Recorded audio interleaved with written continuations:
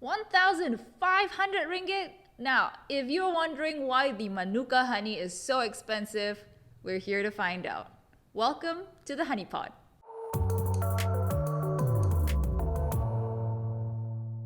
Welcome to the Honey Pod, the channel that educates you in all you need to know about honey. And before we get into the topic of Manuka honey for today, I'd like to thank our sponsor, Honeyland. Now, Honeyland is the go-to place in Malaysia for all the quality lab-tested honeys. They offer the largest collection of honey from all around the world, including New Zealand's Manuka, Bulgarian organic and natural honeys, and of course our local Malaysian tualang and kalut, and so much more. So get your honey today from honeyland.com.my. That's honeyland.com.my. Now let's get on with the video. Today we are here with Mr. Plumman, our honeyman, once again to tell us about Manuka honey. Now, why is Manuka honey so expensive? I've heard a lot of talk about it. Maybe we need to go straight into what is Manuka honey to begin with. Hi Lena.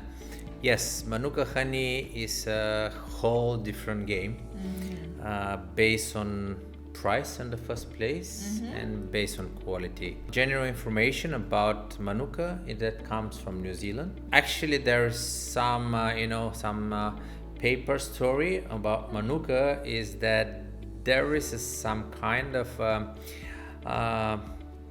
competition, if I can say, between Australia and New Zealand. It's saying that the first Manuka honey is being produced from Australia, but nowadays the Manuka that we know, it comes from New Zealand, so 99.9%. And even more, the New Zealand is registering the Manuka honey as a trademark, which will be recognized only as New Zealand honey. As I know that being done in UK, and there is some dispute between again Australian beekeepers and the beekeepers from New Zealand.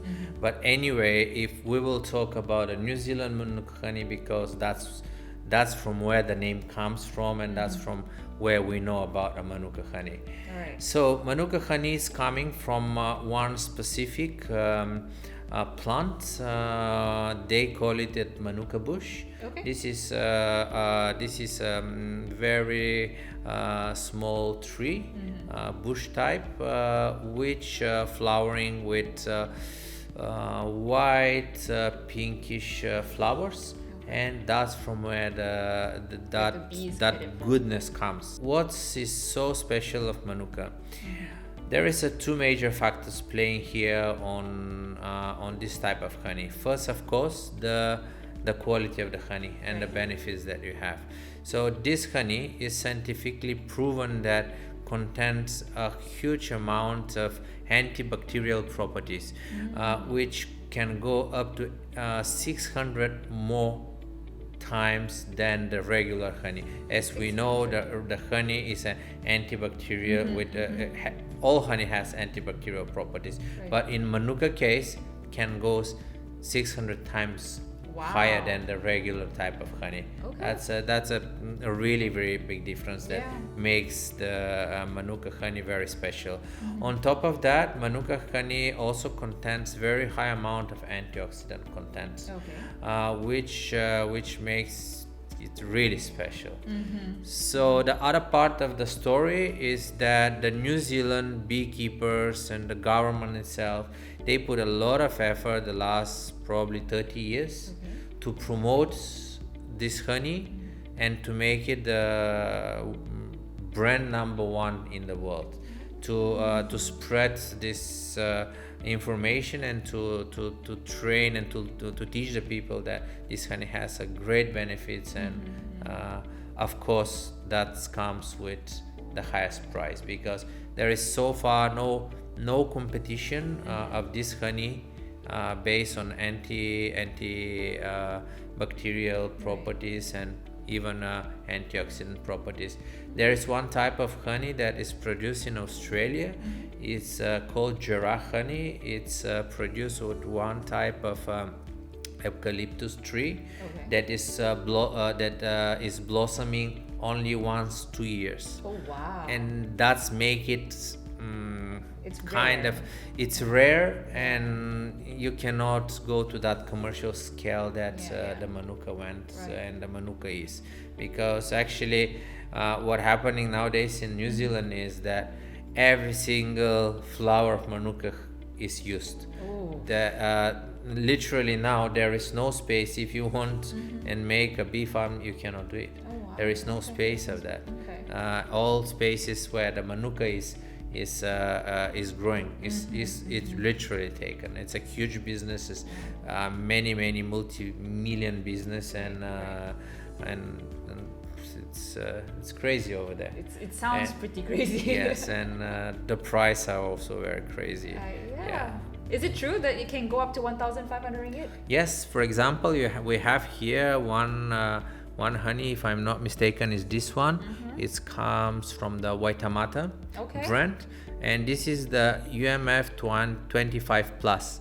If you can see, this is one of the highest ratings of Manuka levels not Manuka levels of these compounds levels that makes Manuka special, right? So why are they different? Why is this 25 and some of them are not, There is a special rating system that rates each honey how much strength of these compounds it has. Comes to the quality of the honey. So there is a researchers that they found out that these antibacterial properties coming from special compounds that are found only in Manuka honey, and they developed this rating system to can prove that every batch, every honey that comes with this rating it is what is claimed to be on the label. Coming to the rating system, there's multiple ways and multiple companies that they can do that, but the most established and I think the most recognized in the world is the UMF Association, which stands for the Unique Manuka Factor Association. So they develop a 4-stage of testing that proves and that assure the quality of every grading that they're giving to the honey. So as you can see on the screen, there is 4 different compounds that need to be present to the honey. When one is called MGO, the other one is DHA, the other one they testing the HMF, and the last one is leptospirine. So for every different grade or level or rating, for example, the standards that we have is UMF 5 plus, UMF 10 plus, UMF 15 plus, UMF 20 plus. This is the main rating. So the honey like UMF 25 plus, this is quite a rare honeys that they're in a very small quantities, and that's why they're super expensive. So as per my knowledge, there is a honey that can reach up to UMF 32 plus, which will make the price even higher that we have mentioned here. In this relation to the rating, so the rating inside the rating ensure that all these 4 components are tested in the laboratory environment, and it ensure that every batch that is tested having this minimum level of content to be rated UMF 5 plus. So generally how it works, so this is from UMF 5 plus up to UMF 10 plus, right? Up to UMF 10. There will be a different levels of this compound, but they ensuring that minimum of that UMF 5 will be presented. You can see on the screen, for example, that for the MGO you need to have minimum 83 units. For the DHA, you need to have a minimum of 150 units, and HMF always need to be below 40. Nowadays, the company start doing something differently for them to maximize their profit. Okay. So they will test the honey. For example, this is a UMF 5 honey, right? So this honey, they will test it. If it's UMF 5, that will be between the range of 5 to 10. So if they find out that this is UMF 8, so some of them, they will put it as a UMF 8, which is of course higher than and is better, and they will put a higher price, of course. Some of the honeys do that. Some of the honey, they just stick to the most common way. Just use it 5, 10, 15, 20 plus. And that's actually how when once you're having this logo on the jar of Manuka honey, will prove and will make sure that the honey is genuine and the honey is absolutely real. Because one of the rules of the this UMF association, is that you to have this logo on your jar. First, you need to be accepted as a member in the association, which is happening through going to the process of auditing of your company, bee farm, and the way you're going to participate in the association. After that, they will do multiple auditing on your production, on your honey. Every single batch, they will test it and they will give a certification for every batch itself. Oh wow! Yes. So, for example, for this UMF 10 from Manuka South honey, there is a certificate for this batch itself. Wow. So, for example, if the batch is here stated, this is batch 4170, there is a laboratory test certificate that is authorized from the UMF association, that you can go and pack the honey. So that makes the UMF association with the highest credibilities. If you look for Manuka honey, you look for UMF. There have been companies that they establish a different rating. They just start putting only the MGO, because the main compound that giving the antibacterial properties is the MGO inside. So they start putting only the MGO, and they just give up of putting the UMF logo, because actually it costs quite a lot of money. It can go up to 40,000 New Zealand dollars per year, depends of your volume.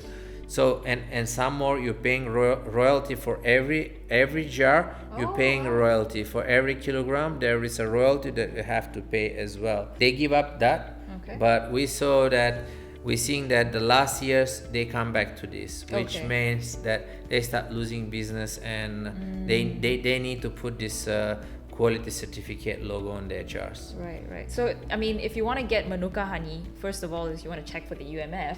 And that's probably why it's so expensive, because you need to get that license also. So what other things that makes it so expensive? As I mentioned, as much the rating goes up, the more rare the honey becoming. For example, from the UMF 5 plus, there'll be I would just get the exemplary amount. There'll be 1 ton of honey.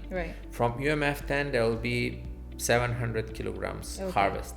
From UMF 15 will be 300. From UMF 20 will be 70 kilograms. So as higher it goes, the concentration of the compounds that need to be presented inside will be you can harvest smaller and smaller range of honey. So that's what make it, on the first place, the big difference in the pricing, and on the second place, which is actually, I think the main one, the properties. As the rating goes up, that means the properties inside are much more stronger than what we have in, for example, 25 plus and 5 plus. That's defining why one of the honey, for example, this one goes to 150 ringgit per jar, and this one will go 1,500 per jar.